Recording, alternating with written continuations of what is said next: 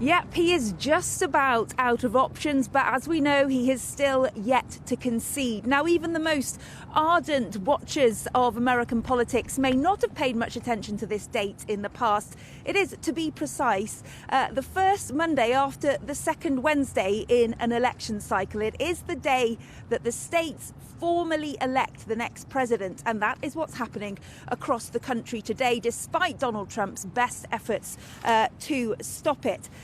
Each person that votes in an American election might think they're voting for the candidate, but they are actually voting for a group of people in the state called electors, and it is they who formally vote for the president, formally cast their ballot today for their choice.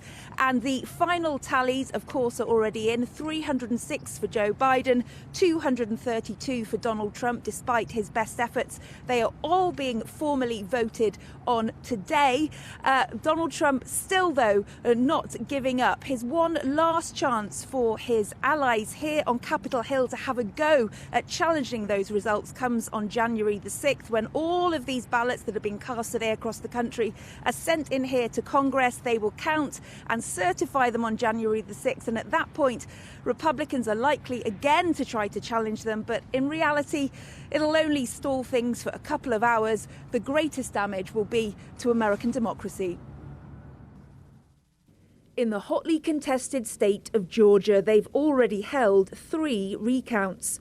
But today's vote by the Electoral College formalises Joe Biden's win here, presided over by longtime voting rights activist Stacey Abrams.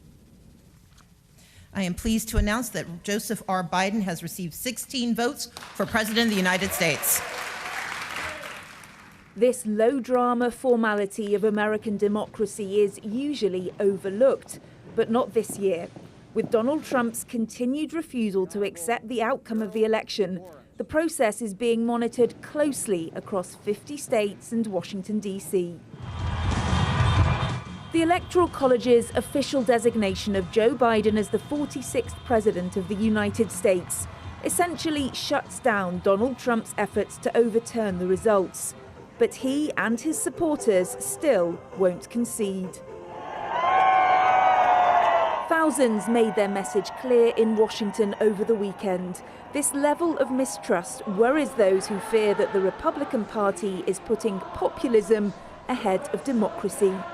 We're looking at millions of Americans for the first time questioning the legitimacy of a free and fair election. It's going to take a lot of work to undo the damage Donald Trump and his collaborators have inflicted on this country. Donald Trump's focus on the election result over all else has also harmed the health of America.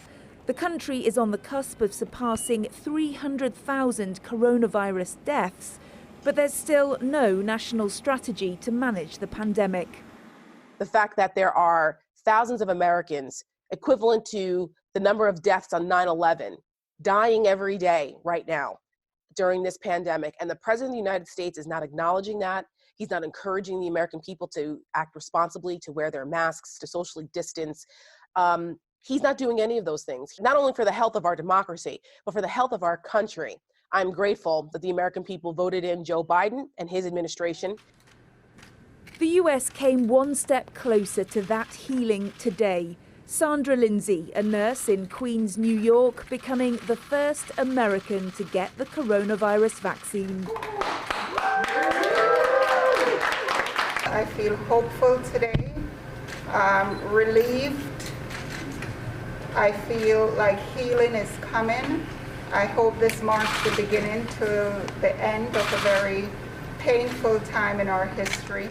Ensuring that every American gets this vaccination will be one of Joe Biden's priorities when he takes over as president next month, along with the small job of restoring faith in American democracy.